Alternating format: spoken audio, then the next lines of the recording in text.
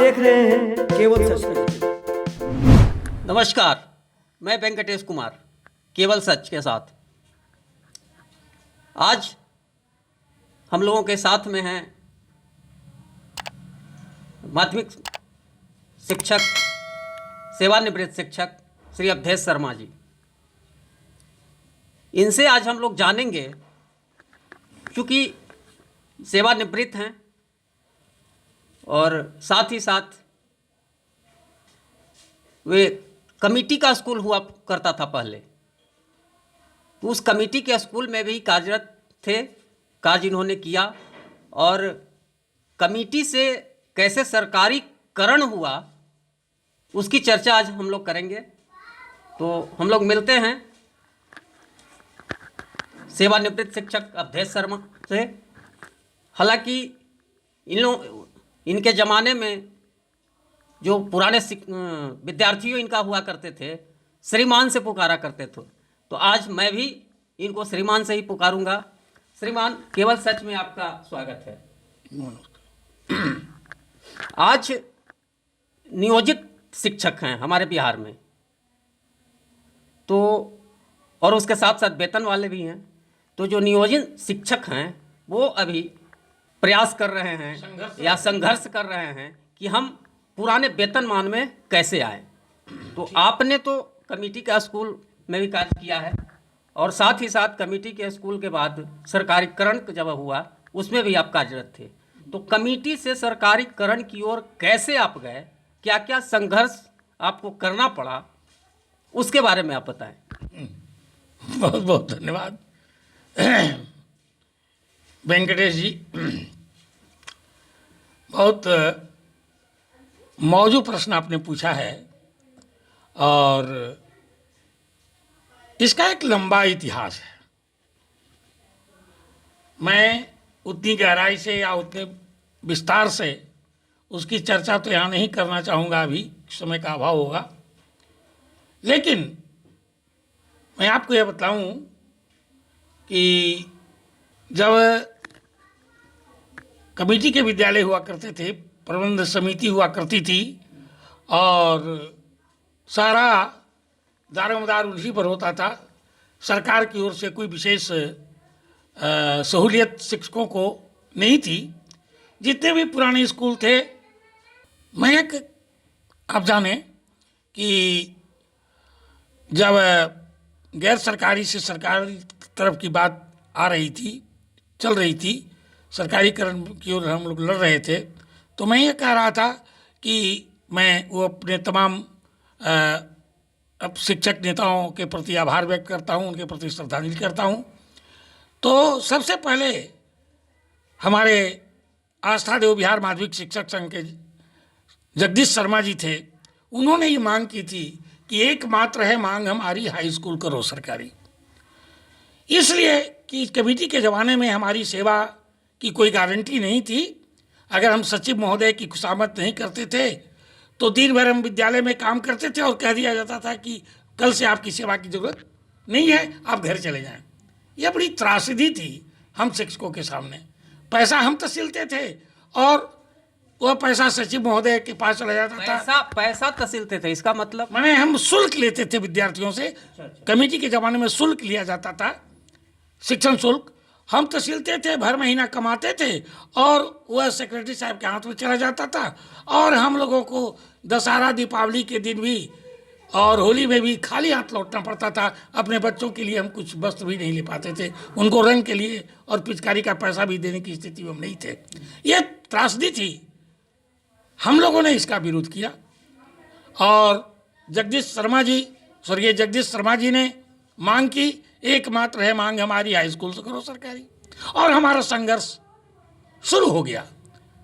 और 1972 में पहली बार पूरे बिहार के पैमाने पर मैं प्राथमिक से लेकर यूनिवर्सिटी स्तर तक के हम शिक्षक कर्मचारियों ने संघर्ष किया। और उस समय हमारा संघर्ष इतना जोरदार, धारदार और तेवर का रहा कि हम उस समय सचिवालय में, पटना सचिवालय में कहीं चार दीवारी नहीं थी। हमने इतनी ज़बरदस्त नाकेबंदी की कि एक चींटी भी वहाँ नहीं, एक चिड़िया भी वहाँ नहीं जा सकती थी। बीबीसी से इसका प्रसारण हुआ था। हमारे संघर्ष का कारवां बढ़ा, हम सरकार पर दबाव बनाने लगे और एक नहीं अनेक लड़ाइयाँ लड़नी पड़ी। विधान सभा में उस समय के तत्कालीन मुख्यमंत्री माननीय डॉक्टर जगन्नाथ मिश्र जी ने, मैं जगन्नाथ मिश्र जी को भी बहुत बहुत आभार व्यक्त करता हूँ, उनके प्रति श्रद्धांजलि करता हूँ, जिन्होंने शिक्षकों के जीवन में एक क्रांति लाई। जीवन योग्य हमारा एक अध्यादेश हुआ, हम सरकारीकरण की ओर बढ़े और बढ़ने के बाद हुआ क्या, एक बिहार माध्यमिक शिक्षा बोर्ड की स्थापना हुई और विद्यालय से पैसा तसीला जाता था, जो हम लोग लेते थे वह सरकार के खजाने में जमा हो जाता था और हम लोगों को जो वेतनमान था उस समय माध्यमिक शिक्षकों के लिए सरकार द्वारा निर्धारित, वह वेतनमान के आधार पर हम लोगों को सरकार से वेतन मिलने लगा। वहीं से हमारी गाड़ी बढ़ी। जब बढ़ी तो और हम लोग दबाव बनाते गए। निर्धारित वेतन उस समय हाँ, निर्धारित वेतन उस समय ट्रेन ग्रेजुएट का 220 रुपये था और 32 रुपया महंगाई भत्ता के नाम पर मिलता था। मैं आपको बता दूं, सबसे पहले बार मेरा जो वेतन भुगतान हुआ था वह सरकारी खजाने से वह 252 रुपये मात्र मिला था। गाड़ी बढ़ी। 1975 में आंदोलन हुआ, 75 के आंदोलन के बाद फिर 77 में हुआ, 78 में हुआ, लगातार आंदोलन होता रहा और हमारे संगठन का धार बढ़ता गया, तेवर बढ़ता गया, जिसका नेतृत्व माननीय शत्रुघ्न प्रसाद सिंह कर रहे थे। उस समय ये महासचिव थे और इतनी लड़ाई बढ़ी कई एक बार जेल भी हम गए, हम लोग पूरे कर्मचारी शिक्षक कर्मचारी गए, लाठियां खानी पड़ी। हमारे शिक्षक स्वर्गीय वीरेंद्र शर्मा जी यही पटना केंद्रीय कारा में घायल हुए। बहुत लंबी लड़ाई चली और लड़ाई चलती गई और लड़ाई चलने के बाद एक ही विशेषता थी, उस समय हम शिक्षकों में एकजुटता थी, कोई जाति पाति वर्ग विभेद की बात नहीं थी और हम लड़ते गए और अंततः 2 अक्टूबर 1980 को झक मार करके बिहार सरकार को बिहार के तमाम गैर सरकारी माध्यमिक विद्यालयों का सरकारीकरण करना पड़ा। जीवन जीने के लायक उन्होंने ही बनाया। इसके बाद हम लोग की लड़ाई चलती गई। इसके बाद क्या हुआ, हम फिर भी हमारा लड़ाई का आधार कुंभ नहीं हुआ। हम सरकारी शिक्षक हो गए जरूर, हमारी फिर लड़ाई बढ़ी। हम केंद्रीय वेतनमान के लिए लड़े। बिहार राज्य शिक्षक कर्मचारी पदाधिकारी संयुक्त समन्वय समिति के बैनर के तले हमारी लंबी लड़ाई चली, जिसका नेतृत्व भी माननीय शत्रुघ्न प्रसाद सिंह जी कर रहे थे। इसके बाद केंद्रीय वेतनमान मिला, सारी सुविधाएं मिली, ड्राइंग डिस्पर्सिंग भी हुए, सब हुए, कुछ बाकी नहीं रह गया था, मिला। आज सरकार का नजरिया बदला। सरकार ने देखा कि शिक्षक तो बड़े, अब सबका ध्यान चला गया कि जिस शिक्षक को हम नौकर की तरह देखते थे आज शिक्षक को स्वयं मालिक हो गया। ड्राइंग डिस्पर्सिंग उसका हेडमास्टर हो गया, वेतन निकालने लगा हुआ। यह हम आँख की किरकिरी हो गए और सरकार की नीतियाँ बदली और नीति के तहत अब फिर सरकार ने किया क्या, उसकी मूल अवधारणा है गैर सरकारी कर देना। इसके लिए उन्होंने कहा कि शिक्षक की नियुक्ति तो होगी, लेकिन अब नियत वेतनमान पर ठेकेदारी प्रथा एक तरह की है करने लगे। नियुक्ति हुई बहुत और विभिन्न क्षेत्रों में बांट दिया गया। कुछ पंचायत शिक्षक होने लगे तो कुछ प्रखंड के स्तर से शिक्षक, कुछ जिला परिषद के स्तर शिक्षक हुए और सबके लिए अलग अलग सेवा शर्त नियमावली भी बना दी गई। नतीजा हुआ आक्रोश। कुछ पुराने शिक्षक वेतनमान वाले तो बच ही रहे थे, तो एक ही विद्यालय में 2 तरह की स्थिति खड़ी हो गई और कुछ वेतनमान वाले शिक्षक हो गए और कुछ गैर वेतनमान वाले शिक्षक हो गए। स्वाभाविक रूप से समान काम के लिए समान वेतन की स्थिति आ गई, माने बात लोगों के सामने आई और वे भी संघर्ष पर आ गए हैं, लड़ रहे हैं, लड़ाई लड़ी जा रही है और उस लड़ाई में हमारे नियोजित शिक्षक थोड़ा उनमें धैर्य का अभाव है, बहुत धैर्य के साथ लड़ाई लड़नी पड़ती है। और आज ही हम लड़ रहे हैं, आज ही सारी सुविधाएं हमको मिल जाएं, यह संभव नहीं है। मैं आपको याद दिला दूं, 1980 में जनवरी महीने में कपकपी में हम लोग को भागलपुर जेल भेजा गया था और हम यही नारा लगा रहे थे कि एक देखा भाई राम सुंदर जी के खेल, मांगली रोटी देलक जेल। लेकिन उसी बीच राम सुंदर दास की सरकार गिर गई थी और उस समय विरोधी दल के नेता थे डॉक्टर जगन्नाथ मिश्र जी। इन्होंने कहा था कि मैं आपकी मांग का समर्थन करता हूं, और जब 80 में चुनाव हुआ और इनकी सरकार बनी तो बुला करके इन्होंने सरकारीकरण की घोषणा की और हम लोगों ने उसका स्वागत किया। इस तरह से आज विरोध है, स्वाभाविक है, कुंठा है हमारे शिक्षकों में। स्थिति यहाँ तक है, मैं क्या कहूँ वेंकटेश जी, कहने में भी यह मैं शर्म का अनुभव कर रहा हूँ कि यार हमारे शिक्षक जो माध्यमिक विद्यालयों में कार्यरत हैं, जो काम कर रहे हैं, विद्यार्थियों को शिक्षण का काम करें, विद्यालय में पुराने जमाने का जो सरकारी हम लोग के पुराने वेतनमान का जो चतुर्थ वर्गीय कर्मचारी है उससे भी उनको कम वेतन मिलता है। कैसी बड़ी त्रासदी है, विचारणीय प्रश्न है। लेकिन लड़ाई लड़ने की जरूरत है, लड़ाई लड़ेंगे, हम लड़के ही पाए हैं। हमारे बिहार माध्यमिक शिक्षक संघ की यह मान्यता है, उसका यह नारा है, हम किसी के भरोसे नहीं जीते हैं, हम संघर्ष पर हमें भरोसा है, हम संघर्ष करके लिए हैं और लेंगे। कोई शक्ति नहीं है जो हमें वेतनमान नहीं दे। धीरे धीरे उस ओर हमारी गाड़ी, नियोजित शिक्षक बंधुओं से मैं कहना चाहूँगा कि उनकी गाड़ी धीरे धीरे बढ़ रही है। सरकार पहले कुछ मिलता था, जो 1500 रुपये में बहाल हुए थे, आज वो 25,000 रुपये पा रहे हैं।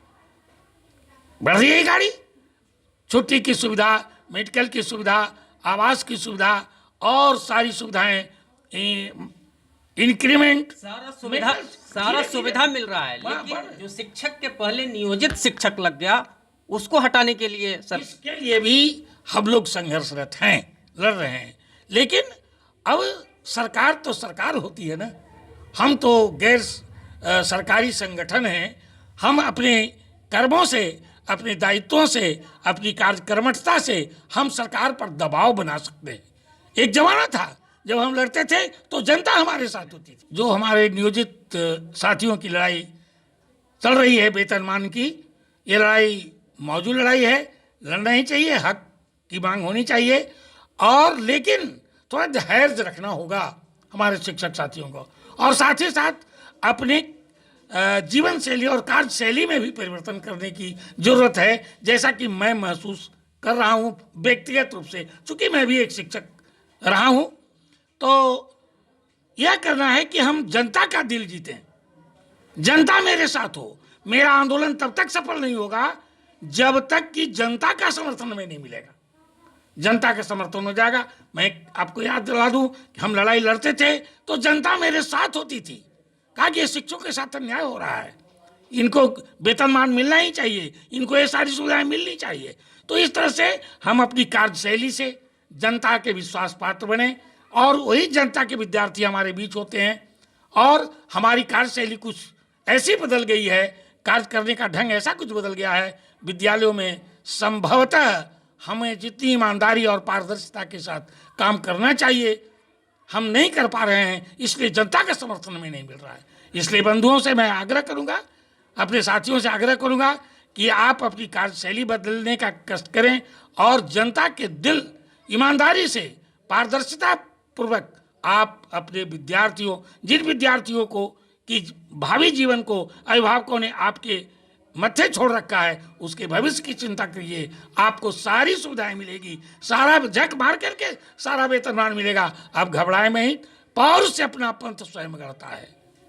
आप पौरुष है आप में, और अपने संगठन पर विश्वास रखिए। आप संगठन पे आप जाति पाति भेद वर्ग विभेद से अलग उठें और संगठन में आप भरोसा रखें, क्योंकि यह कहा गया है कि संघे शक्ति कलिजुगे।